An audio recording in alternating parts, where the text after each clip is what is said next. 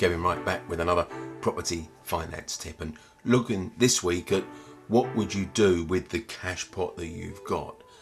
Would you just buy a single property? Would you maybe divvy that up into deposits, or would you do something entirely more interesting with it? So to find out what we're talking about, keep watching.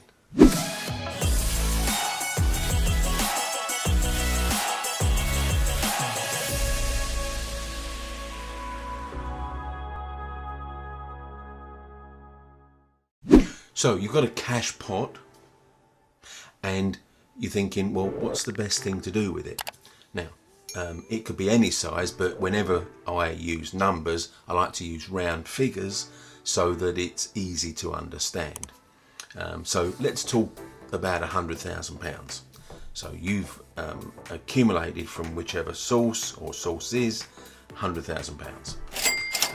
And how do you best invest that in property? If you're thinking, well, where I live, you can't get anything for £100,000. Yeah, I understand that. This is not meant to be that it only works on £100,000. It's just giving you a thing. Multiply that by the factor you need to for wherever you live or wherever you invest to make this work for you. But let's just keep it very simple. £100,000. Of course, you could just buy a property cash, assuming that your lump of cash, and we'll assume that, again, for ease of explanation, that you're in a part of the country where you could buy a property for £100,000 cash.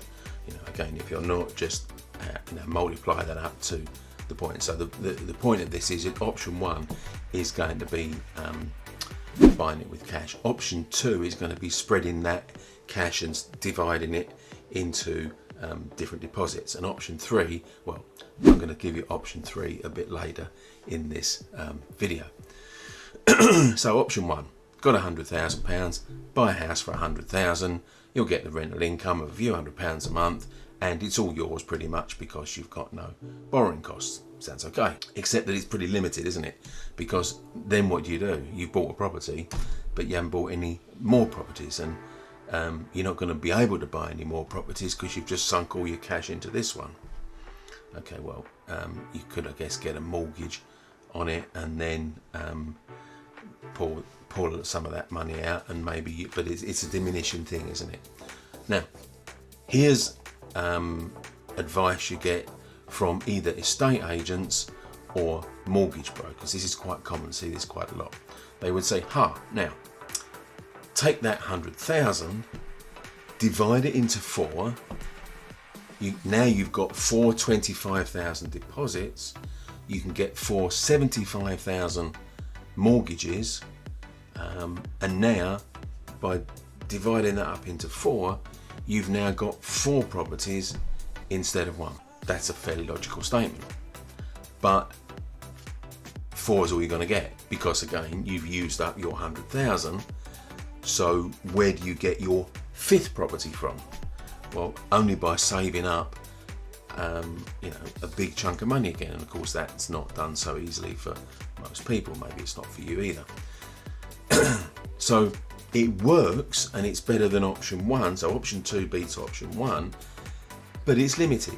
So you've capped the size of your portfolio by the division of your cash pot. And hey, if you want to buy, put £50,000 down, you're only going to get two properties. This, divide it into four and get four properties, is pretty much, the end game, really. So, and as it's positioned.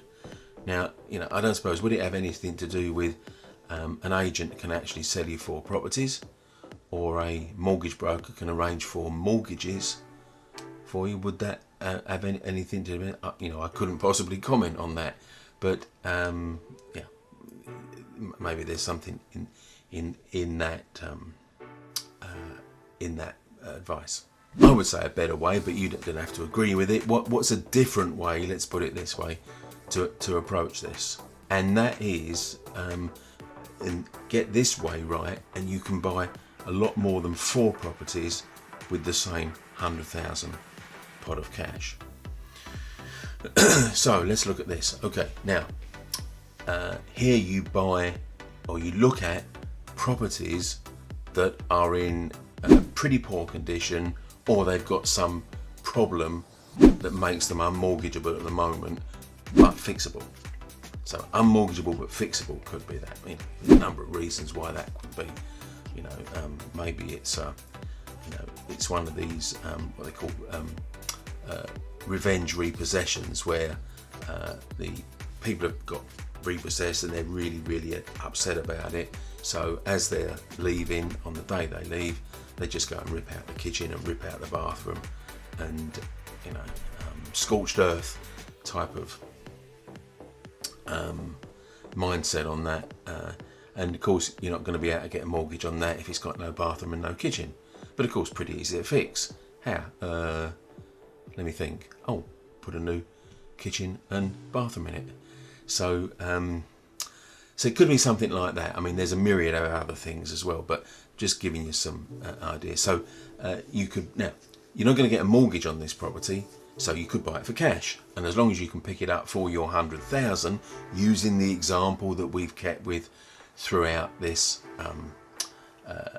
video, then go buy it for cash. Yeah. Now, spend the money to put it right, and then you can refinance it at a higher value. And if you can add enough value so that your mortgage replenishes the amount you spent on it to buy it and to refurb it, you've got your £100,000 back in the bank account again. So now you've got a property, but you haven't diminished your bank balance, your cash pot. So you can do that again.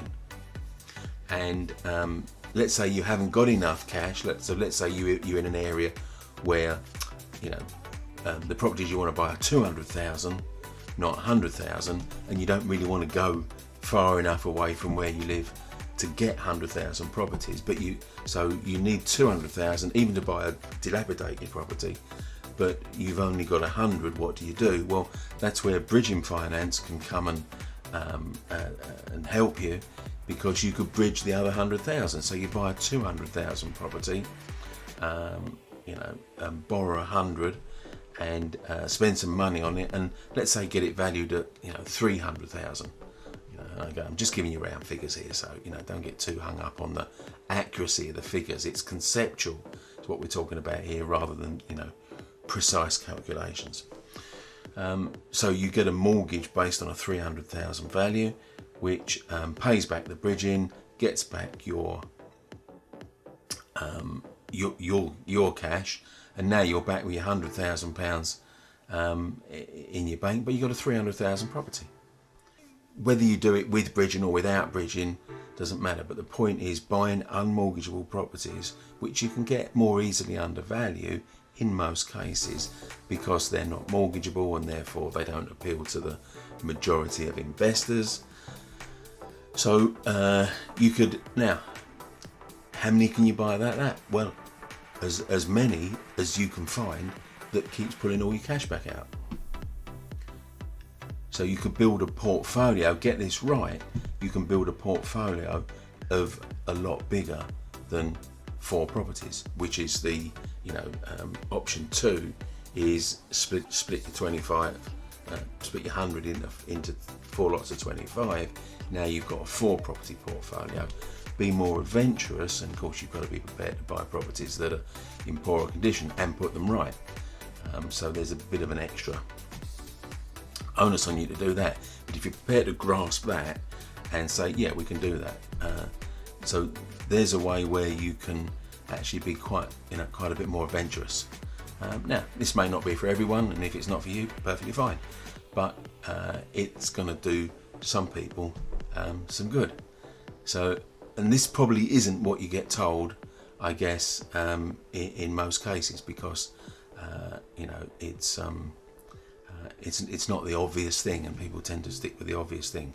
But if you've been watching any of my videos, I'm always veering towards the counterintuitive side of things and say, hey, what are the masses doing? Oh, okay, we'll let them go that way, because we'll just go the opposite way. and we'll do the stuff that the masses don't do. Anyway, found that good. Have you subscribed? I didn't ask you earlier on. I guessed you had.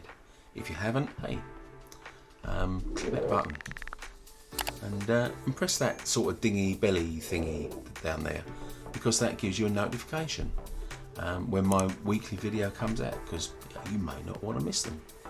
But anyway, so that's it for this week, and I'll be back next week with another property finance tip. Hang around a bit, because I've got something I want to show you first. Thanks for watching this video, and if you enjoyed it, come spend some more time with me. Come check out my property finance masterclass. Click the link here, go check it out.